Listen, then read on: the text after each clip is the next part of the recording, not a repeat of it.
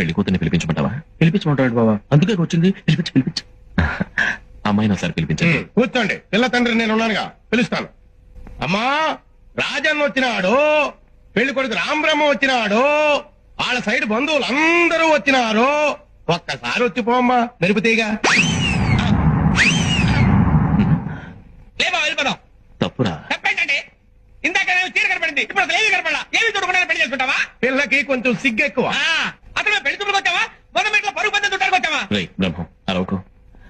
ఒకసారి అమ్మాయిని నిదానంగా రమ్మనండి. దాన్నేం భాగ్యం. అట్టాగే. అమ్మా మెరుపుతీగా, రాజన్న వచ్చినాడు, పెళ్లి కొడుకు రాంబ్రహ్మ వచ్చినాడు, వాళ్ళ సైడ్ బంధువులు. రాంబ్రహ్మ వచ్చినాడు, పెళ్లి కొడుకు తెచ్చినాడు, బంధువులంతా తెచ్చినారు అని ఓ దీర్ఘాలు తీసి ప్రాణాలు తోడేస్తావు కదా. ఆ పెళ్లి కూతురి ఒకసారి చూపిస్తావు. అమ్మాయిని కాస్త కాఫీ తీసుకురమ్మని చెప్పండి. అట్టాగా. అట్టాగే. కాఫీ తీసుకురా అమ్మా మెరుపుతీగా.